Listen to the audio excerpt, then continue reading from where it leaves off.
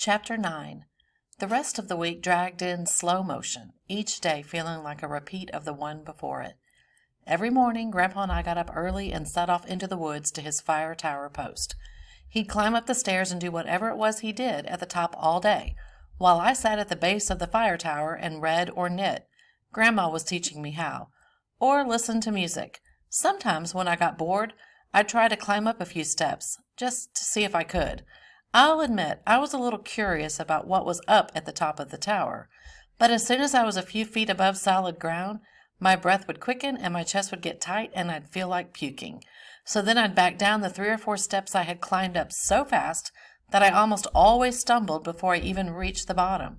Sometime before noon, Grandpa would come down to pee in the woods, and then we'd sit together on a rock overlooking the valley below and eat a sandwich or pasta salad that Grandma had packed up for us that morning before leaving for work at the Y store. Every afternoon, once we got back to town, Bear and I would sit out front and wait for Griffin's bus to pull up at the end of Grandma and Grandpa's dead-end road. As soon as I saw his little mop of hair bopping off the bus, I'd open my book and pretend I hadn't been eagerly awaiting his return, like a dog staring out the window waiting for its human to get home from work. Before dinner, Griffin and I would work on different stuff he needed to do to earn one of his Cub Scout badges. And this single hour of actual human interaction each day was my only salvation. The two of us spent most afternoons that first week in Thistledew, researching and building different musical instruments, which was super fun. One afternoon we made a rain stick out of paper towel tubes and dried grains of rice. Another day we used tools and scraps of wood and metal we found in my grandparents' shed to make an amateur version of an instrument called a mbira. This was a little thumb piano type thing that was developed by the Shona people from Zimbabwe, and Griffin and I decided I should take it home to my sister. She'd love it. Every night after dinner I'd FaceTime with my parents. They looked awful. Even though they wouldn't ever turn their phone screens to give me a glimpse of Amelia's bed, I knew from what I'd been told that she looked awful too. She was still sedated and her skin wrapped, which doctors said was important to her recovery. Her leg, one of the few parts of her body that hadn't been burned, was wrapped in a stiff cast. Since she had so much healing to do, my parents kept assuring me that it was in everyone's best interest that I was gone for the summer. They spent all their spare time at the hospital and trying to deal with insurance stuff and figuring out what to do about our house. No one had said anything yet about the cause of the fire, and I hadn't brought it up. I guess the arson investigator was swamped and backlogged, and since the back half of our house had been almost totally destroyed, it was going to take time for them to sort through everything. Mom didn't like to talk about that night at all, since I guess she blamed herself for the fact that the fire alarm by the bedroom wasn't working. She'd been the one dealing with the construction guys on a day-to-day basis, she pointed out, and she knew they'd been fiddling with the wiring that connected to some stuff, like our smoke detectors, upstairs. She hadn't checked to make sure the batteries were fresh, and that guilt was eating her up. Dad argued it was his fault, since he was the one who pushed so hard for a new electrical panel as part of the project. I knew exactly how Mom and Dad felt, and wished I could erase their guilt by admitting it was my candle that had actually started the fire. That meant I was the one responsible for almost killing my sister, destroying my home, and saddling my parents with guilt they shouldn't have been carrying. Everyone kept trying to convince me I was some kind of hero for dashing through the flames to pull Amelia out of the fire. But I wasn't a hero. I was more like a villain with a conscience. If she'd died in that fire, I would have been a murderer. Eventually, we'd probably have to talk about what I'd done and how I'd ruined all our lives. But that time hadn't come yet. If they knew, I might never get to come home. In every phone conversation, I asked my parents when I might get to come back, but they both kept making up reasons not to hear me or answer. Instead, Dad went overboard, assuring me that my sister was fine with me not being there. Even though she was usually pretty out of it, they let me read a few chapters from The One and Only Ivan aloud over the phone each night. She and I had already read the book together last year, so it didn't matter if she could follow along or not, but I hoped she could. Even though it was a sometimes sad book, I knew Ivan and Stella and Bob would be the perfect escape from her pain and that horrible hospital. Each day during lunch on our rock, I asked Grandpa some questions about the fire tower. I learned that he'd been keeping watch, off and on, in this tower since he was a teenager. He liked the solitude, I guess. I couldn't tell if he was actually getting paid to do this job, or if it was some sort of volunteer thing. He was a little cagey with details about almost everything. So have you ever actually seen a fire from up there? I asked on Thursday, over a picnic lunch of cheese, crackers, and grapes. Even Grandpa got a Capri Sun to drink that day, which I found pretty funny, especially when I had to poke the straw into the foil pouch for him. Of course, he said, munching on a cracker, plenty of times. If I hadn't, you think I'd bother sitting up here? So what happens when you see something? I asked. Grandpa took a deep breath. Well, first I eyeball where the fire is. Then I use a special tool to get a more accurate reading of exactly where the smoke is. Then I radio it in. And someone from the office heads out and checks things out. Lots of times it's just someone who started a brush fire and let it burn a little too big. Sometimes it will be a small fire caused by lightning or someone's campfire getting out of control. Usually we get those settled before they become too big of a problem. A few times, though, they get out of control quickly, and that's when spotting it early is important. He bent his head to one side and said, "If you came up in the tower, I could show you how the maps and tools work." "Not going to happen," I said. After a long silence, I added, "Just so you know, I have tried to come up. The farthest I've made it is the 6th step. Then I can't breathe and my body totally freezes up, so I crawl back to solid ground again." "You got a real phobia, huh?" Grandpa asked, standing up to brush a snowfall of cracker crumbs off his lap. "I know you think it's all in my head," I muttered. I'd heard people tell me this plenty, that my fears were in my head, and if I just pushed past them, I'd see there was nothing to worry about. I had tried to push past them plenty, but most of my fears were too huge to just shove off to the side. That's not how it worked. It's like when someone says it's best to just ignore bullies, and they'll eventually get tired of picking on you. But if a bully is sitting on your chest, pounding you in the stomach, they can't be hard to just ignore. They can be hard to just ignore. I have tried to stop being afraid of heights lots of times, but that's not how a phobia works. Grandpa nodded. "I know that." "You do?"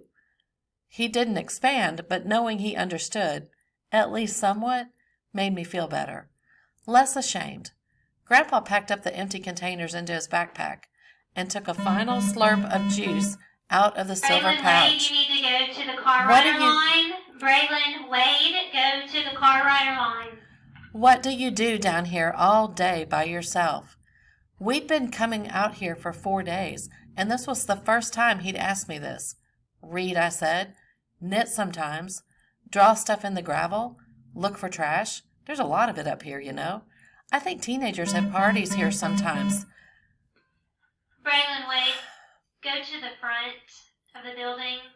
Braylon Wade, go to the front of the building. I found a lot of broken glass. "You could explore, you know, wander around in the woods." I shook my head, having already considered this myself. I'd probably get lost, and I'm afraid of bears. Grandpa gave me a funny look, then began to walk away, back toward the stairs and up to his tower. "You know what would help?" I called out after him. "If we could bring Big Bear out here, I could work on his training during the day, and if he were here to keep me company, I'd feel better about wandering around. Bear seems like the kind of dog who could help me find my way back if I got lost." "You're not going to get lost," Grandpa said. "But if I did," I said. He shook his head and frowned, then began the slow climb up to the top of the tower. In the moment, I didn't know what that headshake meant, but the next morning, when I dragged myself out of the house to get on the back of Grandpa's motorcycle, there was Bear, sitting inside a little motorcycle sidecar, all strapped in like a regular old passenger. "Pops!" I exclaimed. Bear wagged at me, obviously proud to be part of the action. "Where did you get that?" "Used to have a dog," he said simply. "Had this thing sitting in the back of the shed. Figure I might as well get some use out of it." "Well, okay then," I said, trying to act like this wasn't a big deal, but it was a huge deal. Now I'd have someone to keep me company during the day, which would change everything. I hopped on the back of the cycle and patted Bear's shaggy fur. "I think Grandpa's falling in love with you," I told the big dog, smiling as I settled my helmet on my head. "Don't get any big ideas," Grandpa grunted. I'm only bringing him along 'cause you asked me to." I laughed, then whispered to Bear, "I guess he loves both of us." Bear was a natural on the motorcycle. He sat nice and calm, letting his tongue hang out and blinking his eyes in the whipping wind as we rode out to the fire tower. When we got to our parking spot and started walking up the trail, Bear stayed between me and Grandpa, obviously a little apprehensive about his new turf. This told me he'd already begun to think of Grandpa and Grandma's house as home, since he looked like he felt a bit out of place here in the wild. When we got to the trail's end, Grandpa immediately set off up the stairs. Big Bear began to climb up after him, but Grandpa shooed him away. "Get," he said, waving his hand at the dog. "Go on." Bear stopped on the first landing, staring after Grandpa but not climbing any higher. I called out, "See how nicely he listens to you? I think we can all agree that he's the perfect pet." Grandpa did not respond, but I knew he must have had a soft spot for the scruffy guy, since he'd rigged up a whole sidecar on his beloved motorcycle just so we could take a dog on this adventure with us. For a long time, Bear sat still as a statue on that first landing of the tower steps, keeping one eye trained on the stairs where Grandpa had disappeared, while also tracking my movements down below. I wasn't hard to keep tabs on. I didn't roam very far. I finally coaxed him down by offering to share part of my peanut butter sandwich, that day's breakfast. After breakfast, we both lay down on the rock, already nice and toasty from the early morning sun that beat down on the top of the hill, and dozed for a while. Knowing I wasn't alone, vulnerable to surprise animal attacks or other terrifying scenarios, I felt comfortable sleeping on the job for the first time all week. There really wasn't anything better than a nap in the sunshine at the butt crack of dawn. When I woke up, I lay there with my eyes open, gazing up into the blue early morning sky. Up here the trees made a sort of whistling sound, since many of them hadn't yet gotten their summer leaves, and the branches whipped and swayed nakedly in the breeze. The sky was dotted with sparse puffs of clouds at the very edges. It hadn't rained since I'd arrived in Minnesota, and it didn't look like it was going to any time soon. The weather was perfect. This summer was already so different from usual. No camps, no soccer games, no sleepovers, no pool. No last day of school cookout at the park. No guys versus girls super soaker war. No hammocking. I knew from their texts, most of which still went unanswered, that all my friends' lives were moving on as usual. But in a matter of just a few weeks, I'd popped right out of mine and gotten tossed into an alternate universe. I missed my life in Chicago, but I also didn't. I missed my friends, but I also didn't. I missed Amelia, and there were no days I didn't. I tried to feel grateful that at least I wasn't constantly surrounded by all the things that were suddenly missing from my life. Once I mustered the energy to sit up again, Bear and I worked on a few basic commands: sit, lie down, and the all-too-important high five, just for funsies. Griffin had found a book at his school library about dog training, and he checked it out for me during his class's weekly media center visit. I'd quickly read the whole guide cover to cover, making notes of all the most important stuff. Griffin was excited when I returned it to him a few days later, because he would get to trade it in at the library for a dog man book instead. After a while, I could tell Bear was tired of work. He stopped paying attention to my commands and wandered off to the edge of the flat rock to take a pee. Then he began sniffing at the ferns and shrubs and rubble that surrounded the tower. A little while later, I cracked up when he trotted back to the spot where he'd gone to the bathroom just a few minutes before and sniffed his own marking like it was a mysterious treasure. In time, he grew more curious and explored a little farther into the forest surrounding the tower. He scared a squirrel up a tree, then barked once to tell the squirrel he was waiting until it came down again, to either eat it or to play. I wasn't sure which. I followed him, suddenly worried he'd get distracted by some sort of creature in the woods and run off. I wanted to stay close, to remind him we were out here together, and that he shouldn't go too far. Soon, I realized I'd ventured farther off the rock than I had before. I could still easily see the tower in the distance, which gave me some comfort, so I let Bear lead me farther into the trees. We found a cluster of moss-covered boulders that looked like a gnome village.